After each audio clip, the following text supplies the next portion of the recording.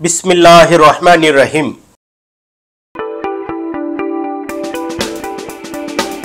সুপ্রিয় দর্শক মণ্ডলী, বাংলাদেশে সর্বপ্রথম এবং একমাত্র সৌর বিদ্যুৎ চালিত সর্বাধুনিক cold storage Ali fruits and vegetable cold storage 10,000 metric ton ধারণ ক্ষমতা সম্পন্ন এই কোল্ড স্টোরেজটি তৈরি করতে ব্যবহার করা হয়েছে তাপমাত্রা কুপরিবাহী PIR প্যানেল।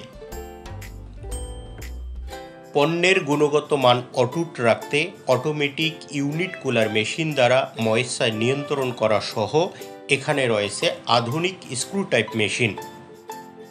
খাবার আলু, বীজ আলু, সুপারি, শুকনা মরিচ, গাজর, টমেটো, মিষ্টি কুমড়া, আদা, রসুন, পেঁয়াজ সহ বিভিন্ন ফল ও সবজি সংরক্ষণ করা হয় এই কোল্ড স্টোরেজে।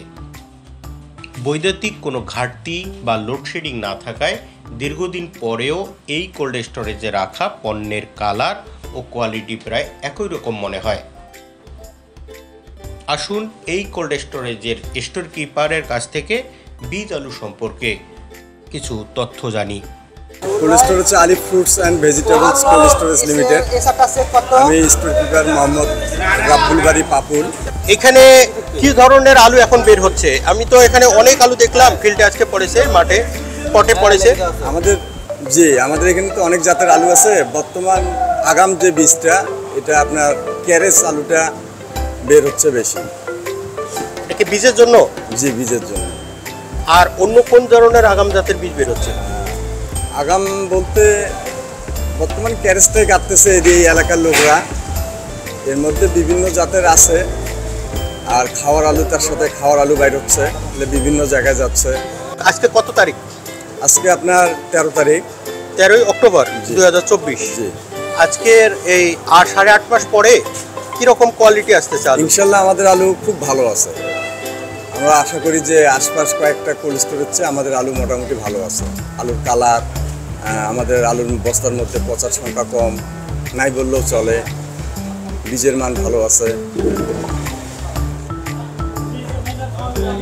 এই কোল্ড স্টোরেজে যারা আলু রেখেছে তাদের বীজ আলু এবং খাওয়ার জন্য যে আলু, সেটা কি একসঙ্গে রাখা হয় নাকি আলাদা রাখা হয়? আমাদের এখানে চেম্বার আছে, আপনার মোটামুটি 9টা চেম্বার আছে।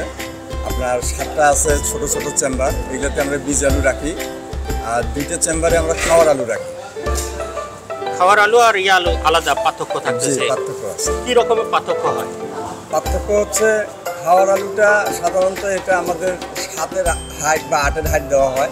আর বীজ আলুটা আমরা এটা খাড়া করে রাখি আর কি। এই বীজের কোয়ালিটির ক্ষেত্রে কি, দামের ক্ষেত্রে কি কোনো কম বেশি হয়? যে রাখার যে স্টোরেজ ভাড়ার ক্ষেত্রে কি কম বেশি হয়? ভাড়ার ক্ষেত্রে একটু কম বেশি আছে, কারণ বীজের আলুটাতে আমাদের একটু শ্রম দিতে হয়। ওখানে আপনার টেম্পারেচারের ব্যাপার আছে, পালট ঘন ঘন দিতে হয়। সেক্ষেত্রে বেশি ব্যবধান না আর কি, একটু ব্যবধান আর কি।